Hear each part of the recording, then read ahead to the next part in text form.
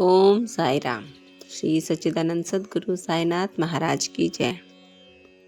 मैं साई रीना, साई लाडली रीना चैनल में आप सभी भक्तों का स्वागत करती हूँ। सभी भक्तों को मेरा सादर प्रणाम। आज की कथा 23 शीर्षक है साईं बाबा का वचन कभी खाली नहीं जाता। भूमिका। साईं सच्चरित्र केवल एक ग्रंथ नहीं है, यह श्रद्धा, सबूरी और विश्वास का जीवंत उदाहरण है। इस ग्रंथ की प्रत्येक कथा हमारे जीवन की किसी न किसी समस्या का समाधान देती है। कथा 23 हमें सिखाती है कि जब मनुष्य पूरी तरह टूट जाता है, तब साईं बाबा उसका सहारा बनते हैं। बाबा का एक वचन, एक दृष्टि और एक आशीर्वाद जीवन की दिशा बदल सकता है। ओम साई राम। कथा प्रारंभ करते हैं। शिरडी में एक मध्यम वर्ग का भक्त रहता था। उसका जीवन पहले सुख शांति से भरा हुआ था। व्यापार अच्छा चल रहा था, परिवार खुश था और समाज में मान सम्मान था। लेकिन समय का चक्र कब बदल जाए कोई नहीं जानता।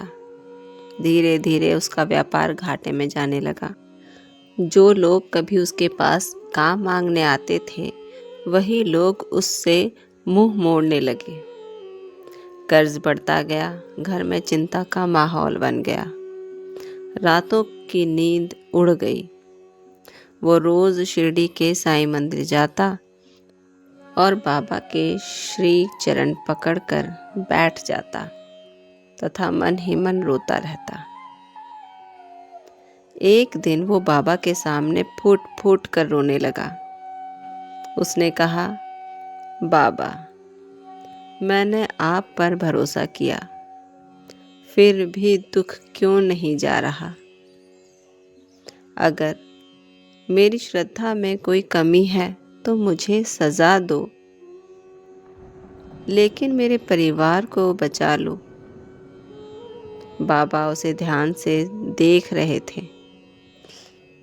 उनका मुख शांत था, आंखों में करुणा थी। बाबा ने कुछ नहीं कहा, बस इतना बोले,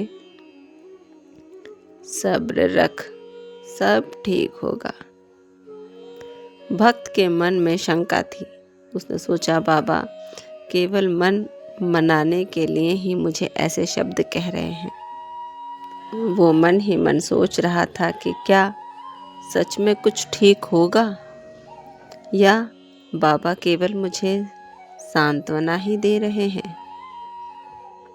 अगले दिन भक्त फिर मंदिर पहुंचा।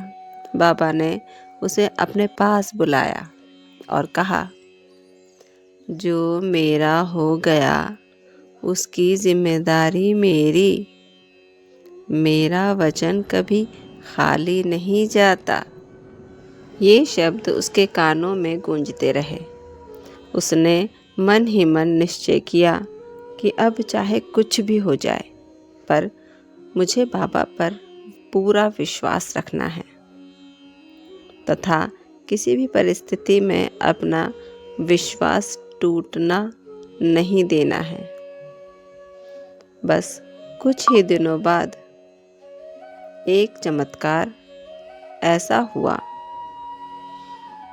जिस व्यक्ति से वो वर्षों पहले लेन देन भूल चुका था, वही व्यक्ति अचानक उसके घर आया और बोला, मुझे तुमसे पुराना हिसाब याद आ गया।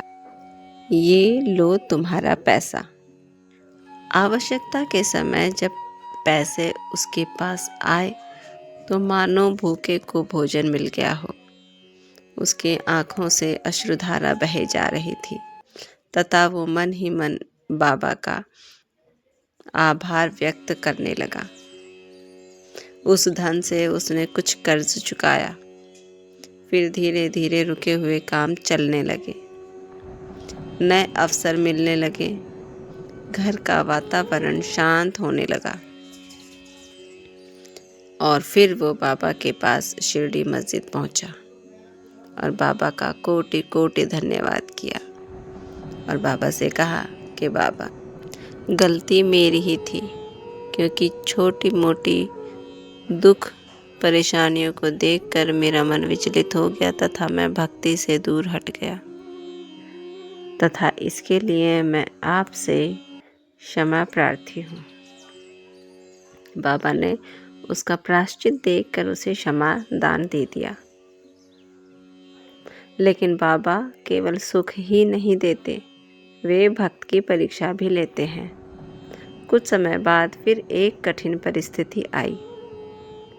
भक्त का धैर्य डगमगाया, पर उसने बाबा के वचन को याद किया। बाबा के वचन थे, मेरा वचन कभी खाली नहीं जाता। उसने शिकायत करना छोड़ दिया और बाबा की सेवा भाव से मंदिर में बैठने लगा तथा भूखों को खाना खिलाया, ज़रूरतमंदों की मदद करने लगा। और इस तरह से उसने दूसरे संकट का सामना भी सफलतापूर्वक कर लिया। एक दिन बाबा ने उसे बुलाया और कहा, अब डर छोड़ दे, तेरा समय बदल चुका है। कुछ ही महीनों में उसका व्यापार पहले से भी अच्छा चलने लगा। कर्ज पूरी तरह से उतर गया। परिवार में खुशी लौट आई, लेकिन सबसे बड़ा परिवर्तन उसके मन में हुआ। अब वो बाबा को केवल संकट मोचन नहीं, बल्कि जीवन का मार्गदर्शक मानने लगा। इस कथा से हमें सीख मिलती है कि साईं बाबा का वचन कभी व्यर्थ नहीं जाता। अर्थात बाबा ने अपनी कथाओं में जितने भी बाबा के कहे वचन हैं, वो एक एक शब्द सच्चा है। तथा दूसरा, श्रद्धा के साथ सबूरी भी ज़रूरी है। यदि हम ईश्वर पर पूर्ण श्रद्धा रखते हैं तो उसके साथ सबूरी भी ज़रूर करनी पड़ेगी, क्योंकि सबूरी के बगैर श्रद्धा का कोई अर्थ ही नहीं है। यदि हम ईश्वर पर श्रद्धा रखते हैं तो जब तक हमें ईश्वर हमारा फल नहीं देते, सार्थक फल नहीं देते, तब तक हमें सबूरी करनी पड़ेगी। तथा तीसरी शिक्षा है, बाबा देर करते हैं पर अंधेर नहीं। और चौथी शिक्षा है, जो साईं पर पूरा भरोसा करता है वो कभी खाली हाथ नहीं जाता। अर्थात यदि हम बाबा पर पूरा भरोसा रखते हैं और बाबा के श्री चरणों के भरोसे हम अपना जीवन व्यतीत करते रहते हैं, तो हमें किसी भी समस्या संकट का समाधान करते करते चिंतित नहीं होना है। हमें कर्म करते रहना चाहिए तथा आगे का फल बाबा स्वयं ही हमें देते हैं, और वो फल भी हमारा बिल्कुल सकारात्मकता से भरपूर होता है। तो बस हमें पूरी श्रद्धा रखनी चाहिए और उसके साथ साथ सबूरी भी परम आवश्यक है। यदि आज आप भी किसी परेशानी से ग्रस्त हैं, निराश हैं, टूट चुके हैं, तो कथा 23 को याद कीजिए। बाबा से कुछ मत मांगिए, बस उन पर पूरा भरोसा रखिए। साईं बाबा कहते हैं, तू फिक्र ना कर, मैं तेरे साथ हूँ। तो बस इसी साईं सुविचार के साथ आज की कथा 23 यहीं समाप्त करते हैं। बाबा आप सब पर कृपा रखें, आपको आशीर्वाद दें और कष्टों से आपको दूर रखें। ओम साई राम, जय साई राम, जय हिंद, जय भारत। श्री सच्चिदानंद सद्गुरु साईनाथ महाराज की जय।